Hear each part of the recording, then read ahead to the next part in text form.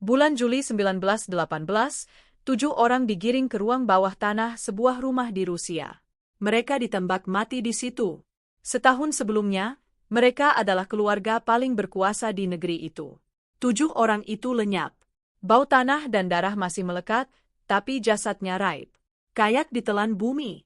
Selama lebih dari 70 tahun, gak ada yang bisa buktiin apa yang beneran terjadi sama mereka. Baru tahun 1991, sebuah kuburan ditemukan di tengah hutan. Dan ilmu pengetahuan, yang dingin, teliti, gak peduli sama kerajaan atau gelar, melakukan apa yang gagal diraih sejarah selama seabad. Sekarang, mundur sedikit. Bayangin, kota Yekaterinburg lagi sunyi-sunyinya, lewat tengah malam. Tapi di dalam sebuah rumah besar yang disebut Rumah Ipatiev, sesuatu sedang terjadi. Bukan pesta. Bukan doa, tapi eksekusi tanpa pengadilan yang akan membuat dunia bergerak-gerak puluhan tahun lamanya. Keluarga Romanov udah megang tampuk kekuasaan Rusia lebih dari 300 tahun. Tsar Nicholas II duduk sebagai kepala dinasti itu. Dia bukan cuma raja biasa, dia simbol. Keluarganya mewakili seluruh cara hidup, seluruh struktur kekuasaan yang nyekek Rusia, atau yang ngebangun Rusia, tergantung lo nanya siapa. Tapi tahun 1917, semua kekuasaan itu lenyap seketika. Revolusi menyapu bersih. Tsar dipaksa turun tahta.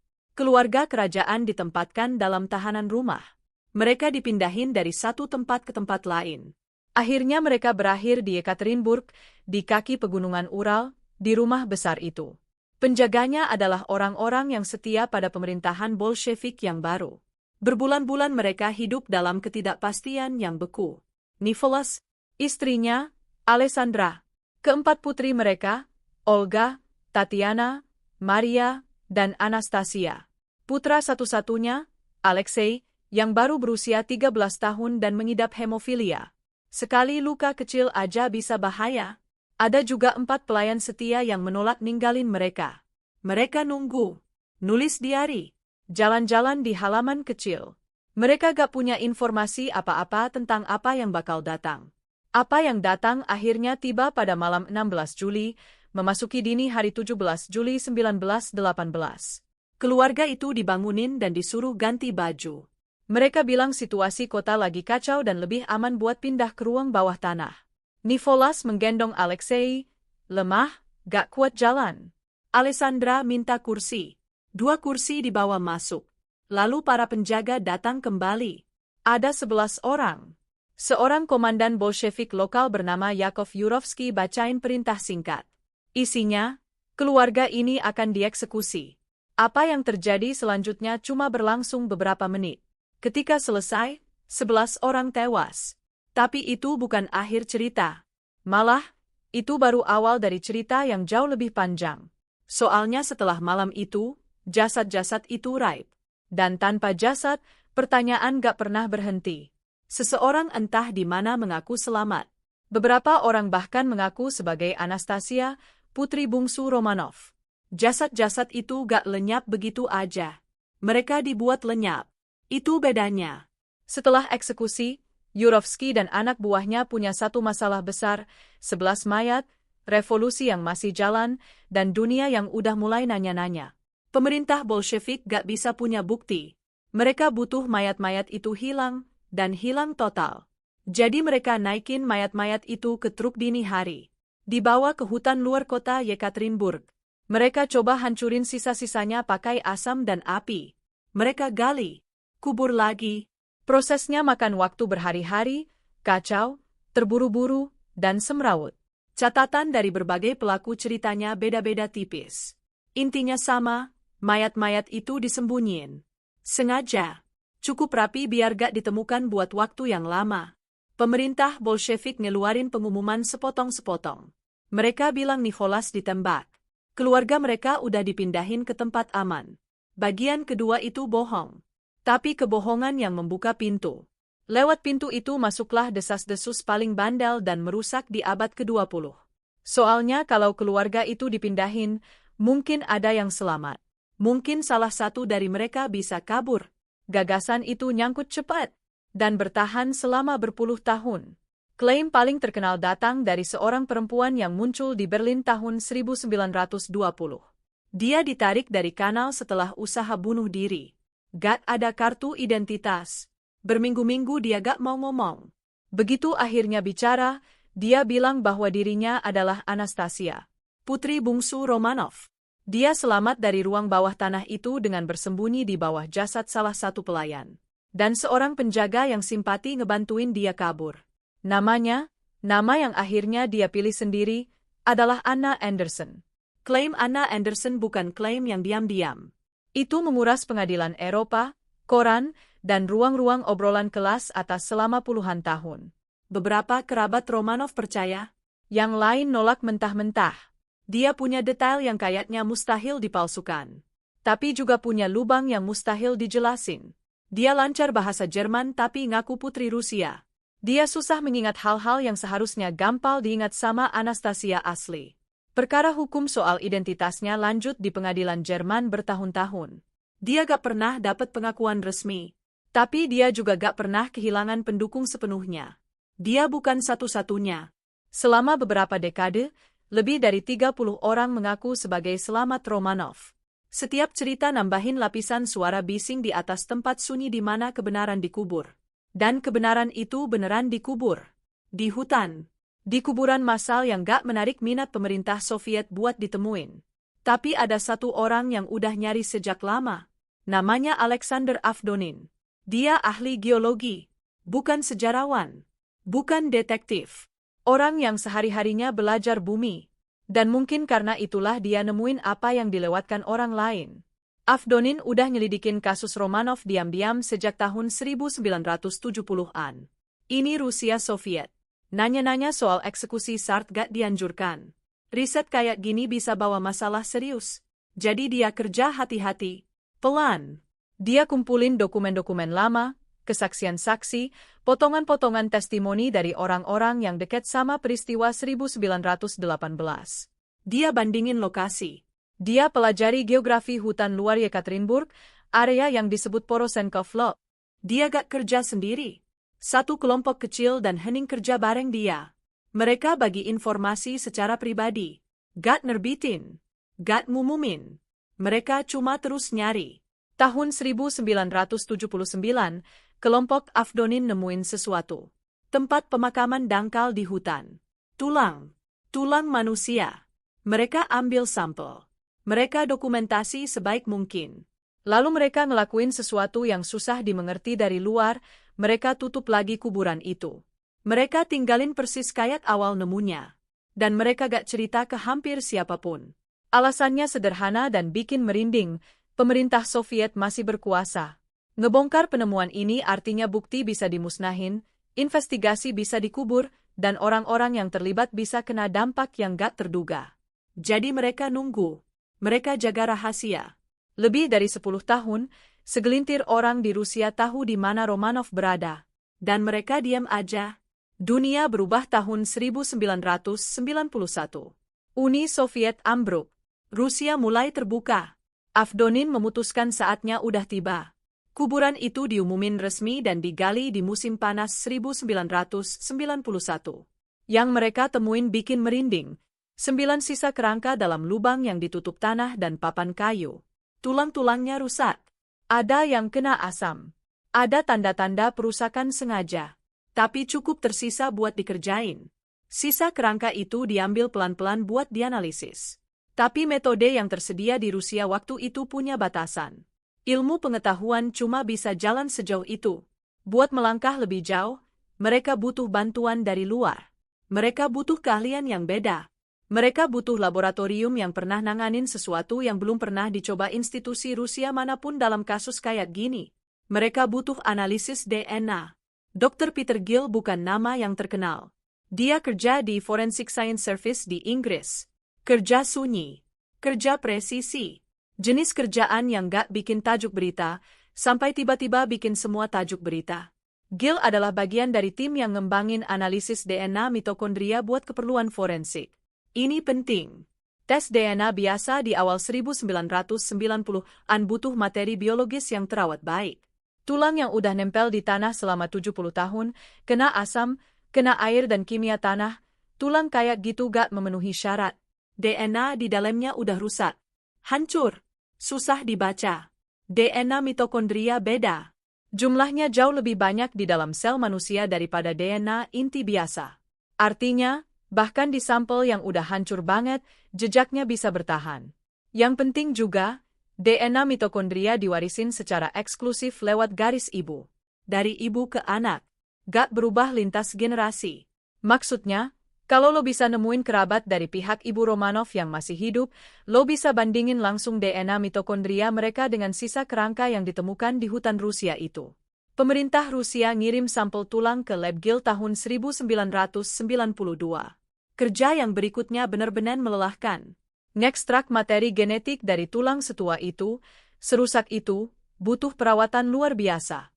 Kontaminasi risiko setiap saat. Setiap langkah harus didokumentasi, diulang, diverifikasi. Kerabat dari pihak ibu yang mereka butuhin secara teori gak susah diidentifikasi. Perempuan Romanov, Alessandra dan putri-putrinya, adalah keturunan langsung Ratu Victoria lewat garis betina. Keturunan Ratu Victoria nyebar ke hampir setiap keluarga kerajaan Eropa. Nemuin kerabat garis ibu yang masih hidup itu mungkin. Dan ada yang dateng. Pangeran Philip, Duke of Edinburgh, yang nikah sama Ratu Elizabeth II dari Inggris, punya garis ibu yang sama dengan Alessandra lewat Victoria. Dia ngasih sampel darah dengan sukarela. Ketika tim Gill bandingin DNA mitokondria Pangeran Philip sama sisa kerangka itu, hasilnya jelas. 5 dari 9 kerangka cocok sama garis ibu Romanov. Tulang-tulang Alessandra dan putri-putrinya udah ketemu. Analisis lebih lanjut identifikasi sisa kerangka Nicholas pakai kerabat dari pihak ayah yang masih hidup dari sisi keluarga Rusia. Identifikasi itu kuat. Ilmu pengetahuannya padat. Tahun 1998, pemerintah Rusia ngadain pemakaman kenegaraan resmi. Sisa kerangka Nicholas, Alessandra, dan 3 putri mereka dikubur di Katedral Peter dan Paul di Saint Petersburg, tempat peristirahatan tradisional para Sart Rusia. Itu momen penutupan. Atau harusnya begitu? Tapi bahkan saat upacara berlangsung, satu detail penting udah narik pinggiran cerita. 2 kerangka masih hilang dari kuburan hutan itu. Putra bungsu. Dan 1 dari putri. Di mana mereka? 2 orang gak terhitung. Fakta itu gak bisa diam aja. Sejak penggalian 1991 beres, para investigator dan sejarawan langsung tahu angkanya salah. 11 orang dieksekusi di ruang bawah tanah itu. 9 kerangka ditemukan di kuburan hutan. Hitungannya sederhana dan bikin gak nyaman, 2 orang hilang. Dan di kasus yang udah dipenuhi klaim palsu dan cerita gak terverifikasi selama puluhan tahun, 2 ketidakhadiran ini jadi luka terakhir yang masih terbuka. Yang hilang dipercaya adalah Alexei, putra 13 tahun, dan 1 dari putri. Putri mana? Itu jadi perdebatan ilmiah dan historis yang beneran serius selama bertahun-tahun. Ada analis yang yakin itu Maria. Ada yang yakin itu Anastasia. Ketidakpastian ini penting. Soalnya Anna Anderson udah puluhan tahun ngaku sebagai Anastasia. Dan selama 1 putri masih gak ditemukan, klaim itu gak bisa ditutup sepenuhnya. Peneliti Rusia terus nyari area Porosenkov Log tahun-tahun setelah 1991. Hutannya luas. Pemakaman awal udah kacau dan terburu-buru. Ada alasan buat percaya bahwa pemakaman terpisah kedua dibuat di dekat situ. Catatan sejarah dari beberapa orang yang terlibat dalam pembuangan jasad ngehint ke arah ini. Tapi petunjuk bukan koordinat. Pencarian lanjut tanpa hasil bertahun-tahun. Sampai akhirnya di musim panas 2007, sekelompok peneliti amatir yang bekerja di area hutan yang sama nemuin sesuatu. Mereka nemuin tempat pemakaman terpisah yang kecil, sekitar 70 meter dari kuburan asli. Lokasinya lebih dangkal. Sisa kerangka di dalamnya lebih sedikit. Dan kondisinya lebih parah, menunjukkan tanda-tanda pembakaran dan perlakuan asam yang lebih ekstensif daripada kuburan pertama. 2 kerangka. Hancur. Rusak. Tapi ada. Situs itu diserahkan ke otoritas Rusia. Tim forensik masuk. Proses hati-hati yang sama dimulai lagi. Sampel tulang diekstrak. Bahan dikirim buat analisis DNA, kali ini ke beberapa laboratorium di Rusia dan Amerika Serikat buat mastiin verifikasi independen. Tesnya makan waktu. Kondisi kerangka yang rusak bikin kerjaan lebih lambat dan lebih kompleks daripada analisis pertama. Tapi laboratorium terus maju. DNA mitokondria berhasil diekstrak. Perbandingan dilakukan dengan profil genetik Romanov yang udah ditetapkan dari hasil kerja tahun 1990-an. Hasilnya, waktu akhirnya datang, gak ada ambiguitas. 2 kerangka itu milik Alexei dan 1 dari saudara perempuannya. Ilmu pengetahuan ngenalin dia sebagai Maria, bukan Anastasia. Artinya, sisa kerangka Anastasia sebenarnya ada di kuburan pertama dari awal, cuma salah diidentifikasi di analisis sebelumnya karena kondisi tulangnya yang terfragmentasi. Anna Anderson gak mungkin lagi jadi Anastasia. Anastasia yang asli udah ditemukan. Sekujur tubuhnya. Tapi kerja DNA belum selesai. Masih ada 1 pertanyaan lagi. Yang gak ada yang nyangka bakal masih ditanyain. Tulang udah ditemukan. Identitas udah dikonfirmasi. Ilmu pengetahuan udah bicara dengan kejelasan yang gak pernah bisa diraih 70 tahun rumor, perdebatan pengadilan, dan berbagai kesaksian yang saling bertentangan. Secara genetika dan forensik, keluarga Romanov udah kehitung semua. 7-7-nya. Tapi pertama-tama, yang dilakukan DNA selain identifikasi adalah mengubur Anna Anderson untuk selamanya. Sampel jaringan dari dia disimpan setelah kematiannya tahun 1984. Sepotong kecil jaringan usus disimpan di rumah sakit di Amerika. Tahun 1994, jaringan itu dites. DNA mitokondria yang diekstrak dibandingkan sama sampel Pangeran Philip dan profil Romanov. Gak cocok. Anna Anderson bukan Anastasia. Analisis selanjutnya nunjukin dia kemungkinan besar seorang perempuan Polandia bernama Franziska Skanskowska yang hilang dari Jerman sekitar waktu yang sama dengan kemunculan Anderson. 2 perempuan itu punya profil DNA mitokondria yang cocok dengan kerabat Skanskowska yang masih hidup. Itu jawaban definitif buat pertanyaan yang udah menguras pengadilan dan sejarawan selama lebih dari 70 tahun. Anna Anderson gak berbohong tentang semuanya. Mungkin dia beneran percaya ceritanya sendiri pada akhirnya. Tapi pertanyaan psikologis itu, ilmu pengetahuan gak bisa jawab. Tapi kerja DNA juga ngeculin sesuatu yang lain. Waktu DNA mitokondria dari sisa kerangka Nivolas II dianalisis, para ilmuwan nemuin kondisi yang disebut heteroplasmi. Itu artinya di dalam sel satu orang, 2 versi DNA mitokondria yang sedikit berbeda bisa hidup bersamaan. Ini langka. Dan ini bikin beberapa peneliti, khususnya di Rusia, berargumen bahwa hasilnya gak konklusif. Gereja Ortodoks Rusia awalnya nolak buat ngakui sisa kerangka itu, dengan alasan ketidakpastian ilmiah. Mereka gak nerima secara resmi sampai tahun 2008, 1 dekade penuh setelah pemakaman kenegaraan udah dilakuin. Pertanyaan heteroplasmi akhirnya terjawab. Laboratorium independen mengonfirmasi itu sebagai fenomena alam yang terdokumentasi. Tes DNA inti tambahan di tahun-tahun berikutnya nguatin setiap kesimpulan asli dengan kepastian yang lebih besar. Ilmu pengetahuan bertahan. Tapi penolakannya ngebongkar sesuatu yang gak akan pernah dibenerin ilmu pengetahuan sendirian. Beberapa pertanyaan itu sebenarnya gak tentang bukti. Mereka tentang apa yang orang butuhin buat dipercaya. Sebuah keluarga dieksekusi di ruang bawah tanah tahun 1918. Jasad mereka disembunyiin di hutan. Selama 70 tahun, kesunyian diisi cerita palsu dan kesedihan asli. Lalu ilmu pengetahuan datang. Sepi, teratur. Dia lakuin apa yang gak pernah berhasil dilakukan pengadilan atau pemerintahan manapun. Dia ngomongin kebenaran. Kebenaran itu ada di dalam tanah dari awal. Afdonin nemuin tahun 1979 dan nutup lagi karena dunia belum siap. Konfirmasi terakhir datang setelah hampir 3 dekade kerja ilmuwan di berbagai benua. Anastasia berumur 17 tahun ketika dia dibunuh. Mereka ini bukan simbol dulu. Mereka manusia dulu. DNA ngasih kembali nama mereka.